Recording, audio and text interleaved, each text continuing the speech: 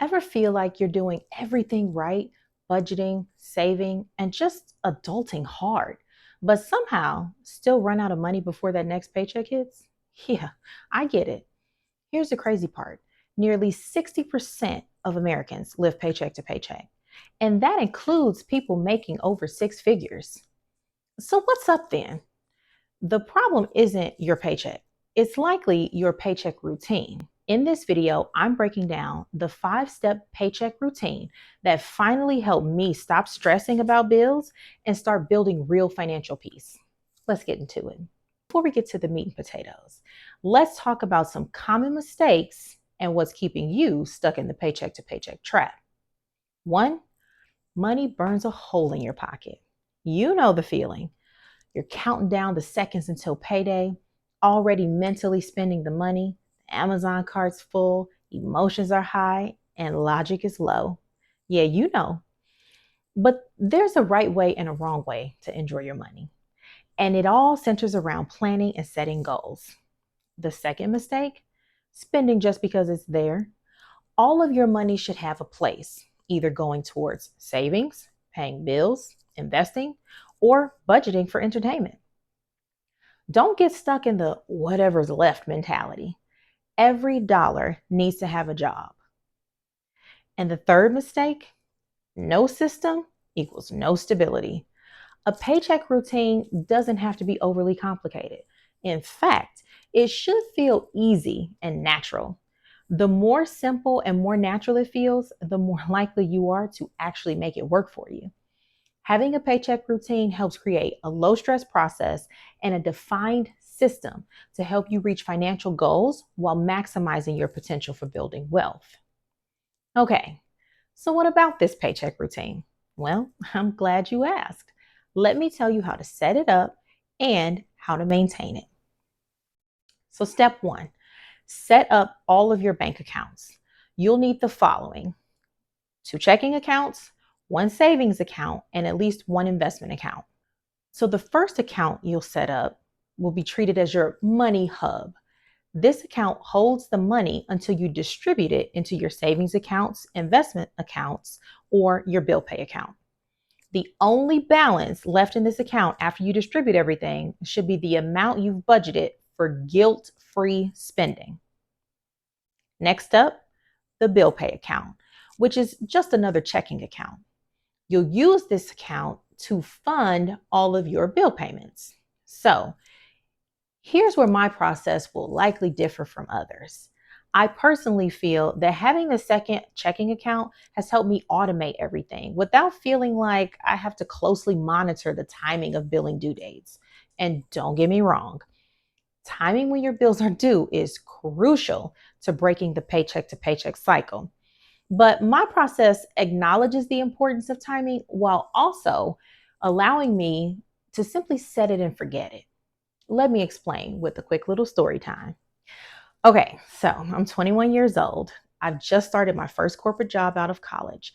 I'm living on my own in a brand new city. I'm on top of the world.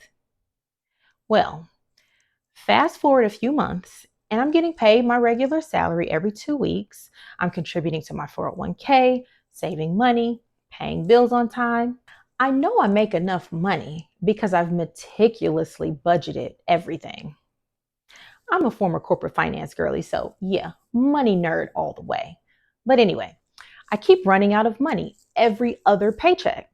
I was so confused because the math just wasn't mathing.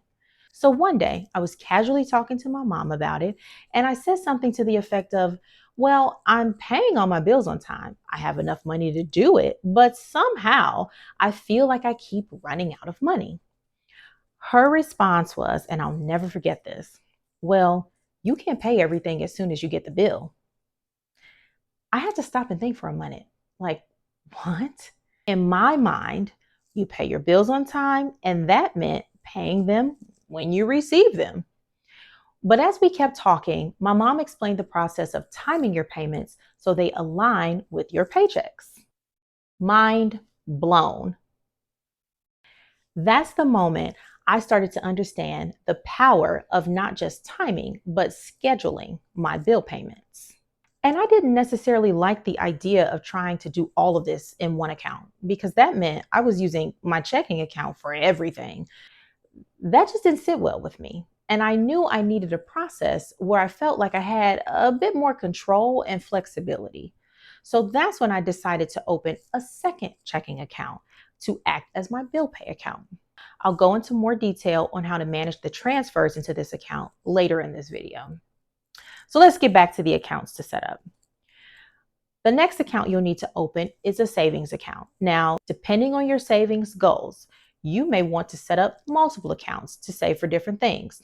For example, you could set up one account for your emergency fund and a separate account for your vacation fund. It's totally up to you, but set up at least one savings account. And finally, set up your investment accounts.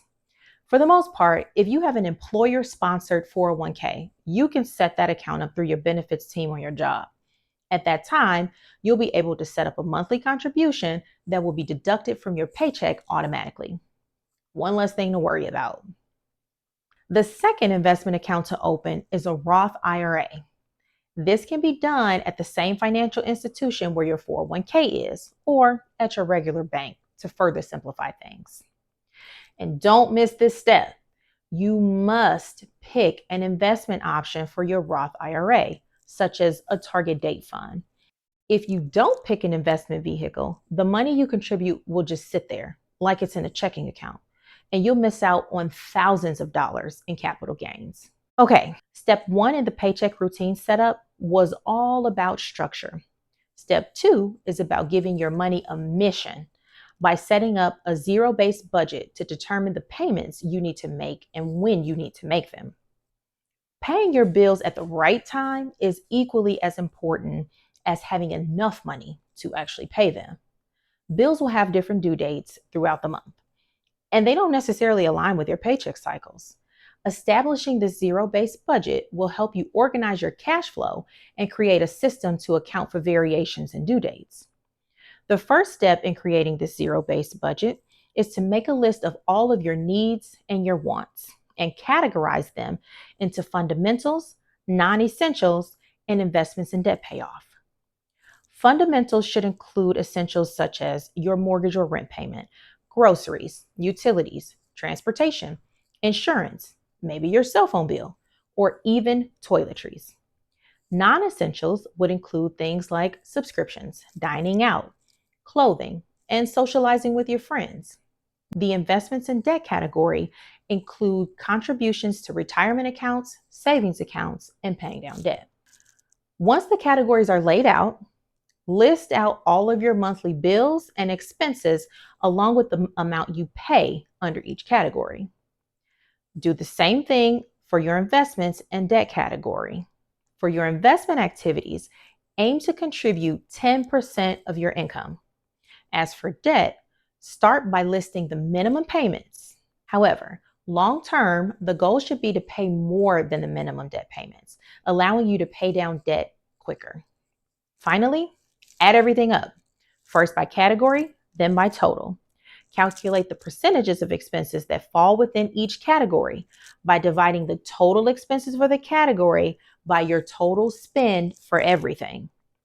Determine if your percentages align with the suggested 50% for fundamentals, 30% for non-essentials, and 20% for investments and debt. If not, it's not a big deal. The 50-30-20 method is a guide, that's all. Just try not to exceed 60% of your total income in fundamental expenses, and try to save at least 10% of your earnings. Everything else can be adjusted to fit your lifestyle and goals. I know this seems like a lot, so I'll link a free simple budget template below that will do all of this for you. You'll just need to put in your information. Now, let's talk about timing. List out your due dates for every bill. Review the dates and determine which paycheck you will need to use to cover each bill. If you notice most of your bills are due around the same time, try calling the companies and requesting a change to the billing date. This will help even out some of your payments across paychecks. Just be sure to use the money from the paycheck before the bills are due. If you don't, you'll be late making payments and that's no bueno. So, step 3 in the paycheck routine: automate the accounts you set up in step 1 using the details from your step 2 zero-based budget. First, you want to set up direct deposit with your employer. Have the money deposited directly into your primary checking account. Then, set up a transfer to pull money from your main checking account into your bill pay account every paycheck. This amount will be to cover all of your monthly bills paid to specific companies or people. To do this, take the total monthly amount of those bills and divide it by the number of paychecks you receive every month. For example, if you're paid twice a month or every 2 weeks, divide by 2. The result is what you'll set up to transfer from your main checking into your bill pay checking account. So here's an example. Let's say your total monthly bills equal $1,500. You get paid every 2 weeks, so you take $1,500 divided by 2 to get $750. So set a transfer up to move $750 from your main checking account into your bill pay account every paycheck. And here's a pro tip: leave a buffer in your account for the first few paycheck cycles to account for any changes in due dates, or if you still have 1 or 2 bills that require you to pay more out of one paycheck than another. Next up, schedule transfers from your bill pay account to pay all of your regular monthly bills. You can do this by scheduling payments with the companies you owe and allowing them to draw money directly from your account, or you can use the bill pay feature with your bank. Typically, this is a free service offered through most banking institutions, and it basically enables the bank to send payments on your behalf.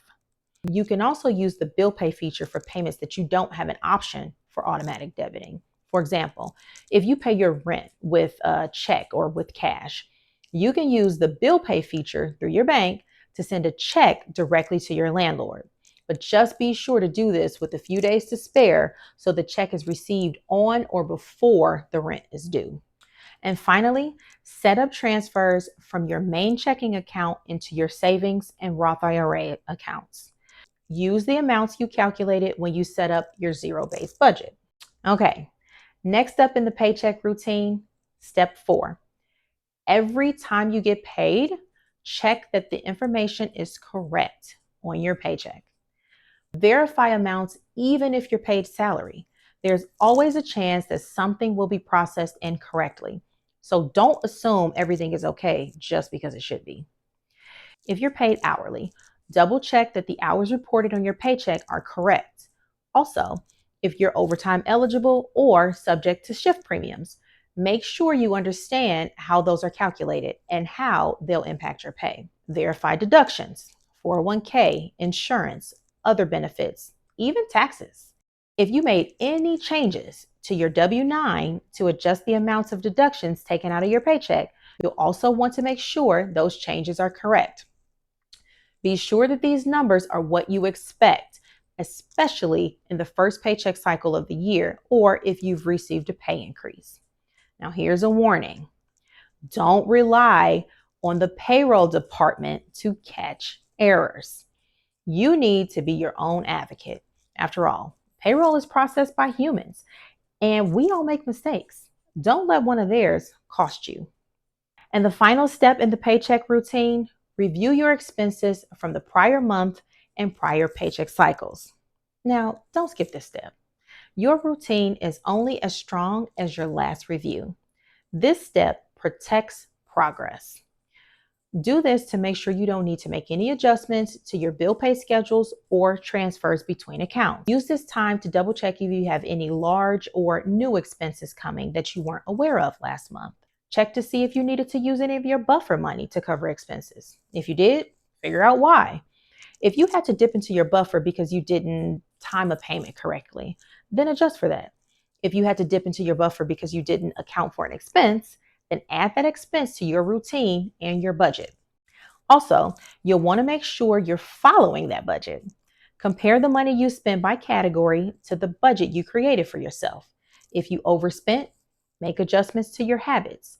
If you underspent, transfer that extra money into your savings account or use it to pay down debt faster. And finally, a few times a year, review your savings accounts and investment accounts just to make sure you're still on track to meet your long-term financial goals. Before I let you go, let me remind you, make it a priority to act first when it comes to your money instead of reacting to whatever comes your way. The goal is to have your money doing what you tell it to do instead of feeling like you're doing what the money is making you do. Remember, this isn't about being perfect. It's about being proactive with your money, one paycheck at a time. Okay, did you get all that? No worries if you didn't. Drop me a comment below if you have any questions or if you'd like me to do a more detailed video on anything mentioned. Don't forget to check out the link below to my free simple budget template and hit the bell for notifications so you won't miss out on my upcoming free tutorial on how to use that budget template. As always, thank you for watching, and please remember to like, subscribe, and share this content with someone who's ready to get wild about wealth. Take care.